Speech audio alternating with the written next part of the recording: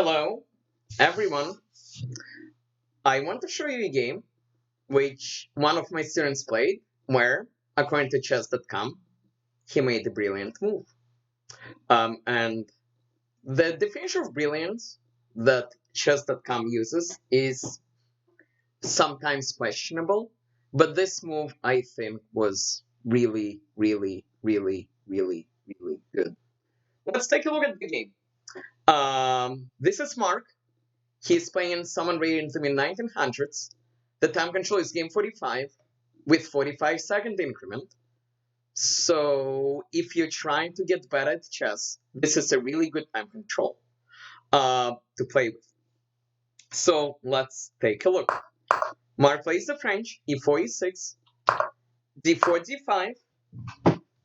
Now White has several choices. He can push, he can take, or he can defend with the knight.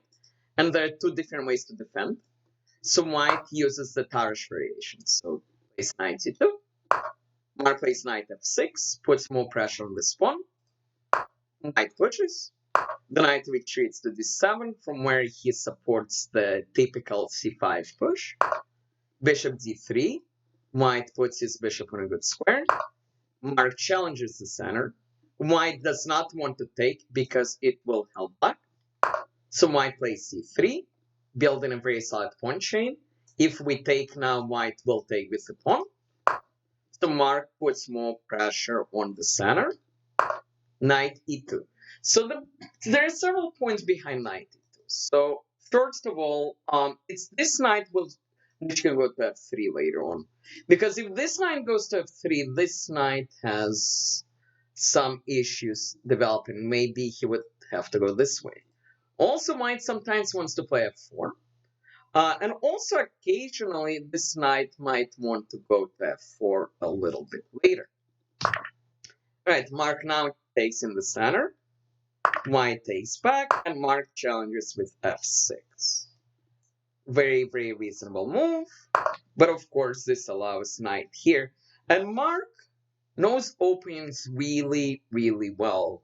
The Tarrasch variation, which starts with knight c2, he knows a lot better than I do. And you will see my point. Okay. So this leads to incredible complications. Knight takes pawn, but of course queen h5. And note this over here. King e7. Okay, we can't block because knight here. And just to demonstrate, and there is this rook over here. But now, of course, White has a tactic because of the spin. So first White takes, and then White forks. But Mark knows this. This is actually theory. Black sacrifices in exchange. And Black has an interesting point. This queen is out of play, and Black has, in the long run, better control of the center. Let's see how this plays out. So first Mark moves the king because this pawn was attacked, so he defends it. White castles. Makes sense. Knight h5. Mark has a point. He's trying to keep this queen trapped in here. Of course, White can try to kick the knight, but the downside is then the White king is going to be open. So instead, White plays knight b3. So White is operating with the idea that he is up in material, which he is. So he wants to trade. Okay, Mark takes. The upside for White, he trades and opens this up. The downside, not the greatest pawns in the world. And Mark plays e5, which takes better control of the center and allows the development of this bishop.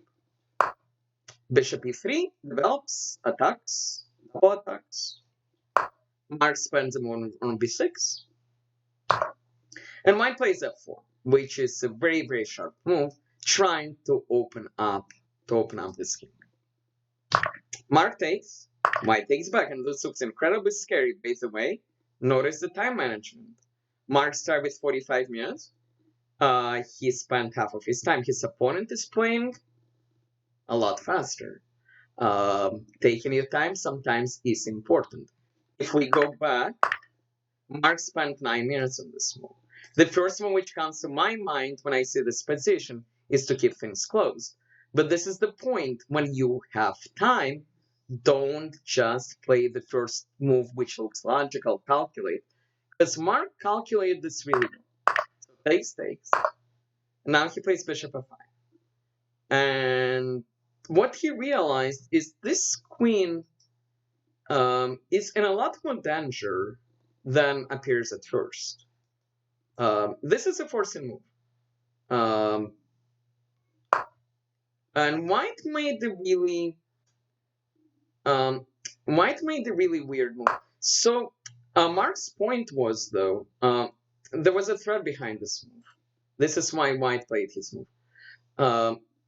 Pause really quickly and tell me the point.